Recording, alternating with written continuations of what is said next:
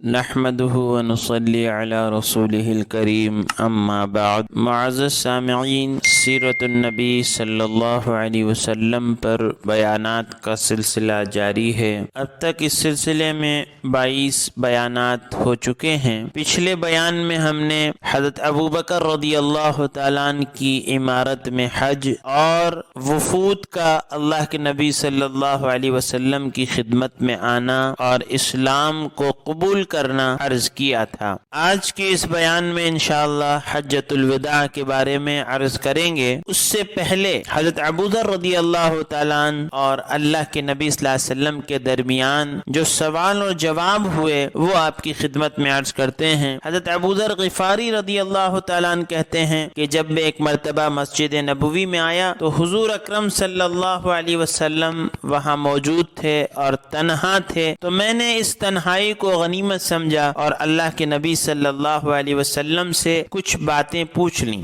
حضرت ابوذر غفاری رضی اللہ تعالیٰ عنہ عرض کرتے ہیں، میں نے اللہ کے نبی صلی اللہ علیہ وسلم سے سوال کیا کہ اللہ کے نزدیک سب سے زیادہ پسندیدہ اعمال کون سے ہیں؟ تو نبی رحمت صلی اللہ علیہ وسلم نے فرمایا کہ اللہ پر ایمان لانا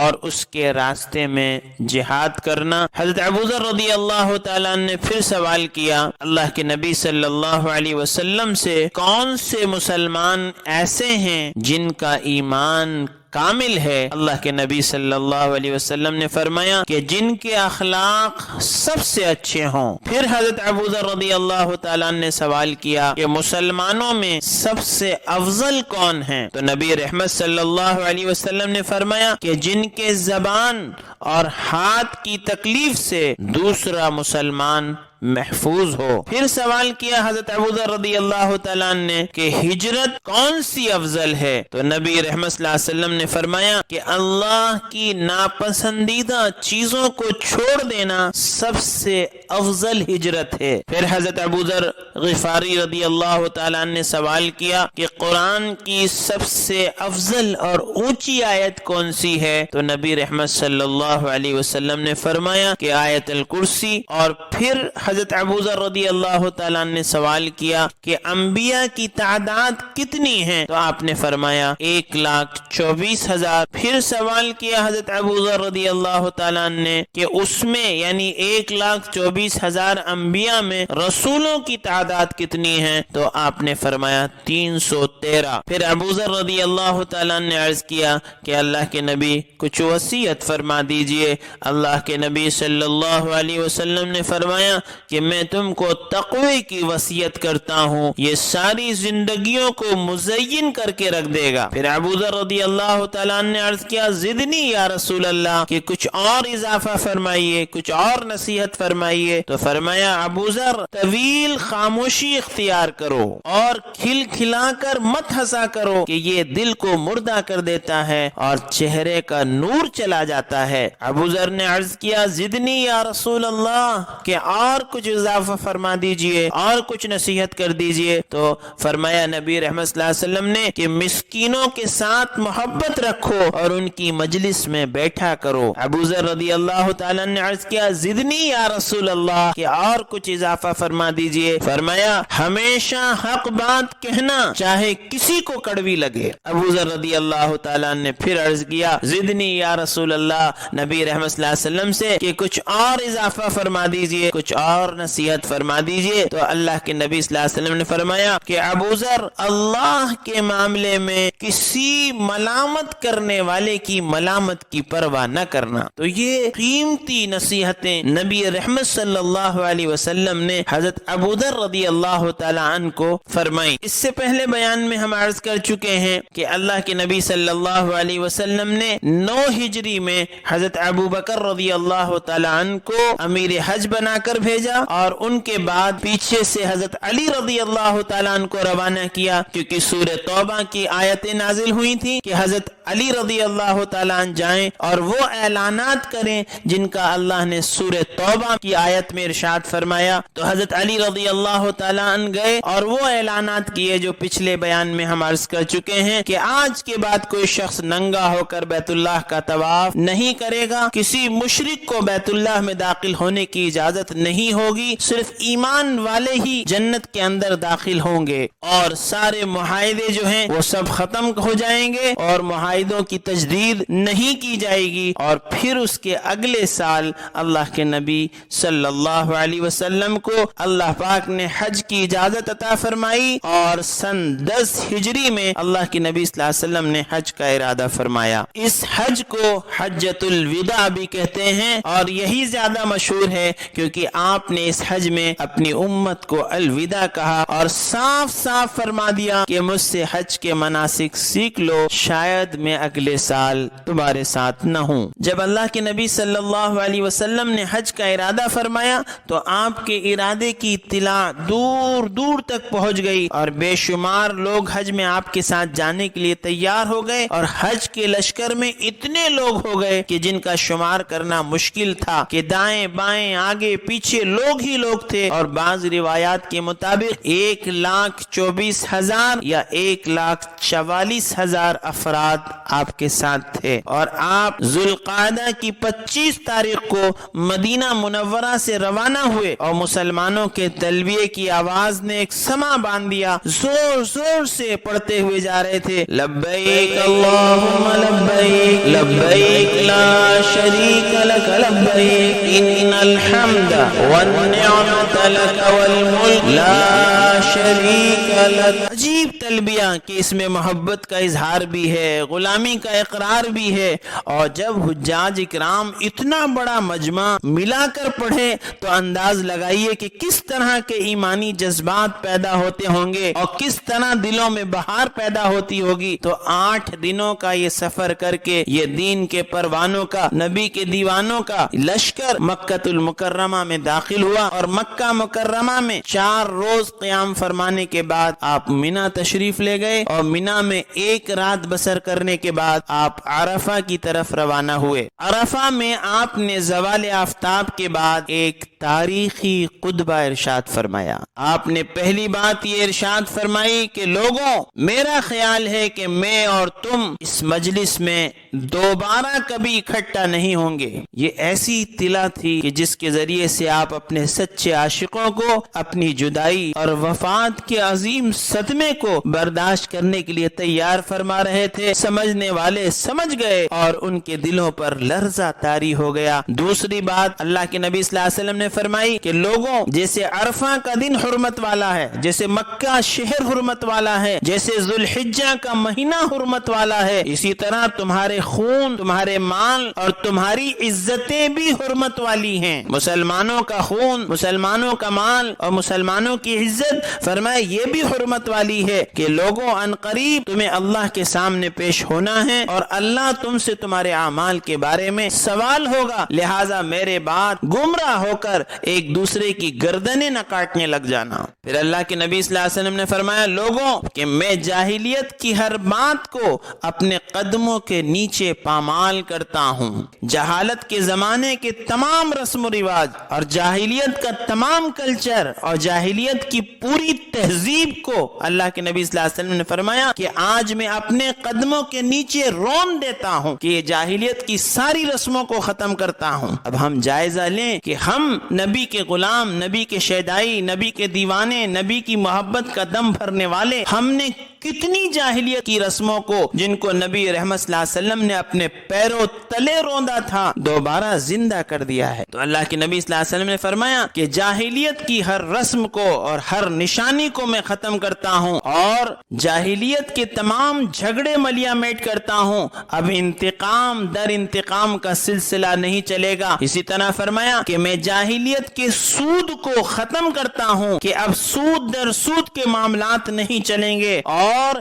اس کا آغاز آپ نے اپنے خاندان سے کیا اور فرمایا کہ میں ربی بن حارث کا خون معاف کرتا ہوں کہ اس کا انتقام نہیں لیا جائے گا، اور فرمایا عباس ابن عبد المطلب کا سود معاف کرتا ہوں۔ یہ تھی میرے آقا کی زندگی کہ جو کچھ کہاں پہلے اس پر عمل کر کے دکھایا۔ چوتھی بات جو اللہ کے نبی صلی اللہ علیہ وسلم نے اس موقع پر ارشاد فرمائی وہ یہ تھی کہ لوگوں، خواتین کے بارے میں اللہ سے ڈرتے رہو کہ تم نے اللہ کے نام کی ذمہ داری سے ان کو بیوی بنایا ہے، کہ تمہارا بھی عورتوں پر حق ہے اور عورتوں کا بھی تمہارے اوپر حق ہے۔ حقوق کے نام پر عورتوں کو بے وقوف بنانے والے لوگ آقا نامدار تاجدار مدینہ صلی اللہ علیہ وسلم کی سیرت کا مطالعہ کریں اور عورتوں کے بارے میں آپ کی تعلیمات کو دیکھیں تو پھر وہ جان سکتے ہیں کہ عورت کیا ہے اور اسلام میں عورت کے حقوق کیا ہیں۔ ورنہ آج تو یہ ذہن میں بٹھا دیا گیا ہے کہ تمہارا سب سے بڑا حق بے پردگی، عریانیت، بے حیائی اور مردوں سے آزادانہ میل جول ہے۔ یاد رکھیے کہ دنیا کی آزادی میں غلامی ہے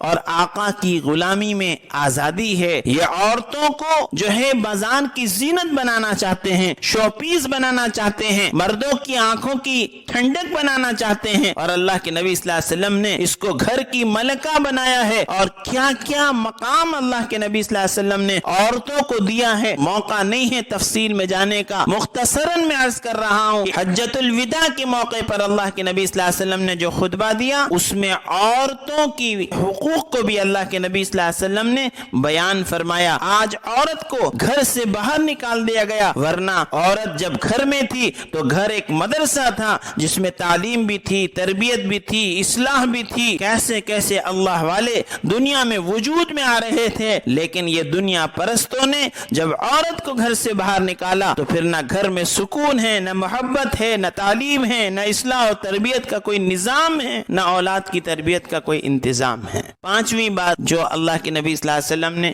حجۃ الوداع کے موقع پر ارشاد فرمائی وہ یہ تھی کہ لوگوں، میں تم میں وہ چیز چھوڑ کر جا رہا ہوں کہ جب تک تم اس کو مضبوطی سے پکڑے رہو گے کبھی گمراہ نہیں ہوگے۔ یعنی نبی رحمت صلی اللہ علیہ وسلم نے فرمایا کہ میں تم کو بے یار و مددگار چھوڑ کر نہیں جا رہا ہوں، بلکہ ایسی چیز تم کو دے کر جا رہا ہوں کہ اگر تم اس کو مضبوطی سے پکڑے رہو گے تو کبھی گمراہ نہیں ہوگے۔ ایک کتاب اللہ ہے اور دوسرے سنت رسول اللہ ہے، کہ اللہ کی کتاب کو مضبوطی سے پکڑے رہو اور نبی رحمت صلی اللہ علیہ وسلم کی سنتوں کو مضبوطی سے پکڑے رہو، کبھی گمراہ نہیں ہوگے۔ تاریخ گواہ ہے کہ جب تک مسلمانوں نے کتاب اللہ کو تھامے رکھا ہر طرح کی ضلالت اور ذلت سے بچے رہے، لیکن جب مسلمانوں نے کتاب اللہ کو چھوڑا، سنت رسول اللہ کو چھوڑا تو پھر ذلتوں میں گھر گئے اور ناکامیوں میں گھر گئے، اور آج ہر طرف فتنے ہی فتنے ہیں۔ تو یاد رکھیے ان فتنوں سے بچنے کا ایک ہی راستہ ہے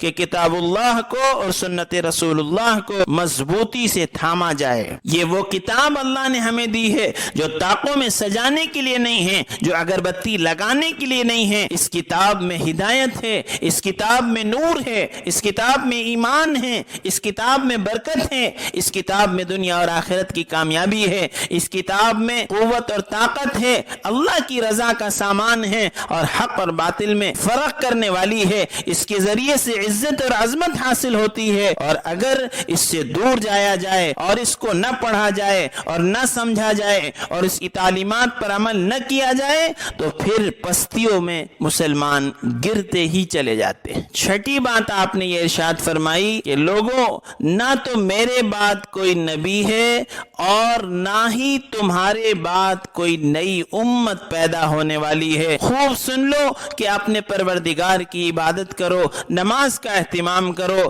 رمضان کے روزے رکھو، خوش دلی سے اپنے مالوں کی زکوٰۃ ادا کرو، اللہ کے گھر کا حج کرو۔ اگر تم ایسا کرو گے تو تم اپنے رب کی جنت میں داخل ہو جاؤ گے۔ ساتویں بات آپ نے یہ فرمائی کہ لوگوں، تم سے قیامت کے دن میرے بارے میں سوال کیا جائے گا کہ میں نے تم کو اللہ کا دین پہنچا دیا یا نہیں، تو بتاؤ تم کیا جواب دو گے۔ آپ نے جب یہ سوال کیا اور یہ سوال مجمع کے کانوں سے ٹکرایا تو 1,24,000 یا 1,44,000 کا مجمع پکار اٹھا کہ قد بلغت وعدیت ونصحت، کہ آپ نے اللہ کا دین ہم تک پہنچا دیا، آپ نے نبوت کا حق ادا کر دیا اور آپ نے کھرے کھوٹے کے بارے میں ہمیں اچھی طرح بتا دیا۔ اللہ تعالیٰ نے سورہ مائدہ میں اپنے نبی رحمت صلی اللہ علیہ وسلم سے فرمایا تھا، یا ایھا الرسول بلغ ما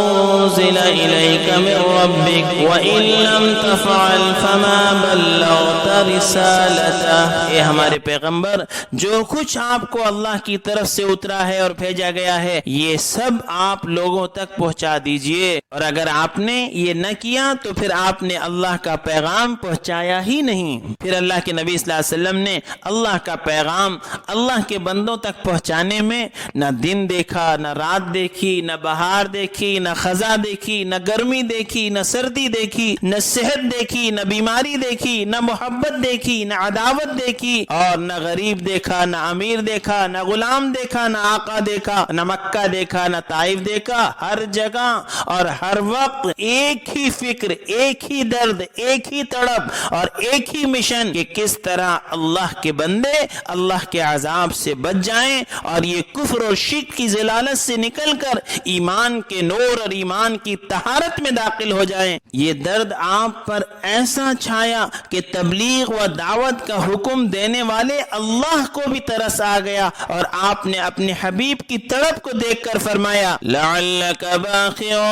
نفسک الا یکونوا مؤمنین، کہ اگر یہ لوگ ایمان نہیں لائیں گے تو کیا آپ اپنی جان دے دیں گے؟ تو آپ جب اس دعوت کو لے کر چلے تو آپ اکیلے تھے، لیکن آج عرفات کے میدان میں 1.25 لاکھ کا مجمع موجود ہے۔ جب آپ یہ سوال کر رہے ہیں کہ کل قیامت کے روز جب تم سے میرے بارے میں سوال کیا جائے گا تو تم کیا جواب دو گے؟ تو پورے مجمع نے بے ساختہ کہا کہ قد بلغت وادیت ونصحت۔ پھر اللہ کے نبی صلی اللہ علیہ وسلم نے آسمان کی طرف انگلی اٹھائی اور 3 مرتبہ فرمایا اللہم اشہد، اللہم اشہد، اللہم اشہد، اے اللہ تو گواہ رہنا، اے اللہ تو گواہ رہنا، اے اللہ تو گواہ رہنا۔ پھر اللہ کے نبی صلی اللہ علیہ وسلم نے فرمایا لوگوں سنو، جو موجود ہیں وہ ان لوگوں تک میری بات پہنچا دیں جو موجود نہیں ہیں۔ ہو سکتا ہے کہ جن لوگوں کو تبلیغ کی جائے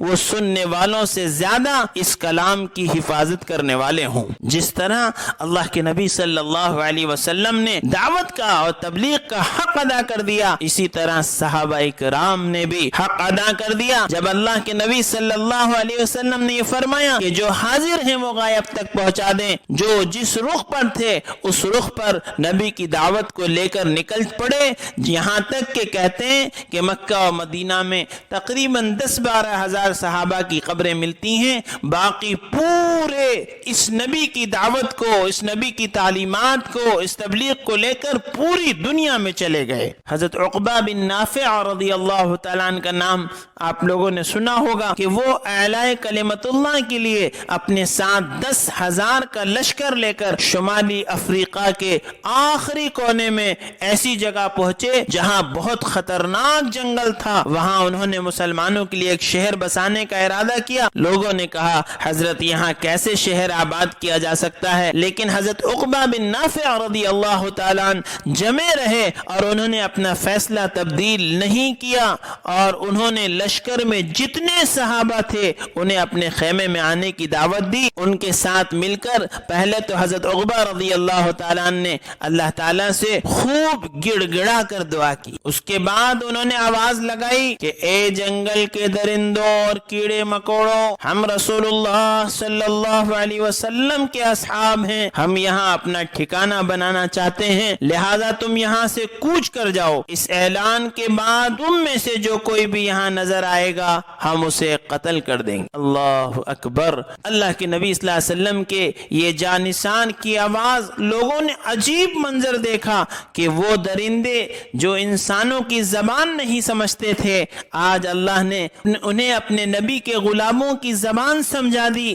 اور صرف زبان نہیں سمجھائی بلکہ ان کے دلوں میں ان کا رعب اور خوف ڈال دیا، اور لوگوں نے دیکھا کہ جانور اپنے بچوں کو اٹھائے ہوئے جنگل سے نکلے جا رہے ہیں۔ یہ منظر دیکھ کر بہت سے افریقی ایمان لے آئے۔ یہی حضرت عقبہ بن نافع رضی اللہ تعالیٰ عنہ تھے جو جہاد کرتے کرتے افریقہ کے آخری ساحل پر پہنچ گئے جہاں سے بحر ظلمات نظر آ رہا تھا۔ یہاں پہنچ کر انہوں نے وہ تاریخی جملہ کہا، اے اللہ تو گواہ رہنا کہ میں نے تیرے دین کی سربلندی اور دعوت میں کوشش کی انتہا کر دی، اور اگر یہ سمندر سمندر بیچ میں نہ آ گیا ہوتا تو میں تیری توحید کا انکار کرنے والوں کے ساتھ قتال کرتا ہوا اور آگے جاتا، یہاں تک کہ روئے زمین پر آپ کے سوا کسی کی عبادت نہ کی جاتی۔ اس کے بعد آپ نے اپنے گھوڑے کے اگلے پاؤں بحر ظلمات کی موجوں میں ڈال دیے اور اپنے ساتھیوں کو بلا کر کہا ہاتھ اٹھاؤ۔ انہوں نے ہاتھ اٹھائے تو حضرت عقبہ نے یہ دعا فرمائی کہ اے اللہ، میں فخر و غرور کی نیت سے نہیں نکلا، اور تو جانتا ہے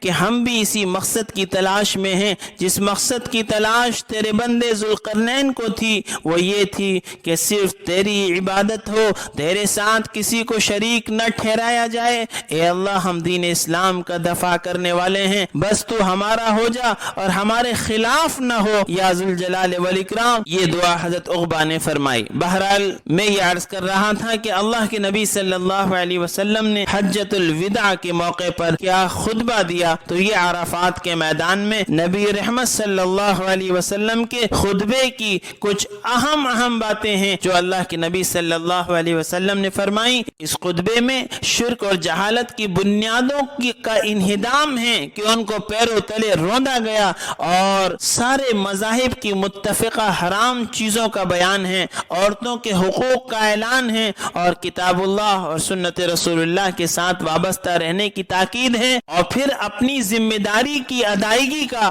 مسلمانوں سے اقرار ہے کہ میں نے حق ادا کیا یا نہیں کیا، اور پھر یہ دعوت دی گئی کہ جو حاضرین ہیں وہ غائبین تک اس پیغام کو پہنچا دیں۔ آپ جب خطبے سے فارغ ہو چکے تو وہیں عرفات کے میدان میں سورہ مائدہ کی آیت نازل ہوئی، اليوم اکملت لکم دینکم واتممت علیکم نعمتی ورضیت لکم الاسلام دینا۔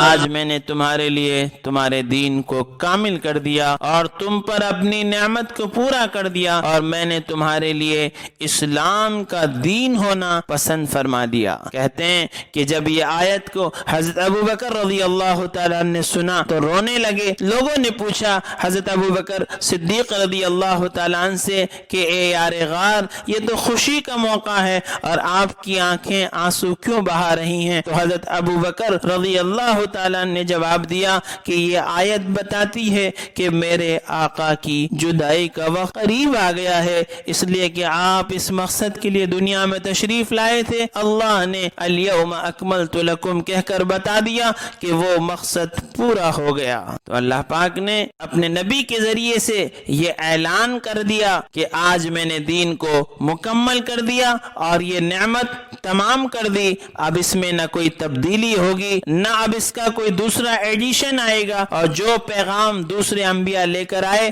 وہ خاص زمانے کے لیے تھے، خاص قوم کے لیے تھے، خاص وقت کے لیے تھے۔ ان میں یہ صلاحیت نہیں تھی کہ وہ ہر زمانے، ہر قوم اور ہر علاقے کے لوگوں کے مسائل کو حل کر سکیں۔ یہ حق صرف اور صرف اسلام کو حاصل ہے کہ وہ دعویٰ کرے کہ میں کامل ترین دین ہوں، میں کالوں اور گوروں، عربوں اور عجموں، مردوں اور عورتوں، امیروں اور غریبوں، جاہلوں اور عالموں، شہریوں اور دیہاتیوں، سب کے مسئلے حل کر سکتا ہوں۔ اور یہ دعویٰ صرف محمد صلی اللہ علیہ وسلم کر سکتے ہیں کہ میری سیرت میں تاجروں، مزدوروں، معلموں، خطیبوں، شوہروں اور بیویوں، جوانوں، بوڑھوں، حاکموں، محکوموں، عابدوں، مجاہدوں، سب کے لیے اسلام میں رہبری ہے اور اسلام سب کا دین ہے۔ تو اس طرح اللہ پاک نے اعلان فرما دیا کہ آج میں نے انسانوں کے لیے دین کو مکمل کر دیا اور اپنی نعمت کو پورا کر دیا، اور میں نے تمہارے لیے اسلام کا دین ہونا پسند کر لیا کہ لوگوں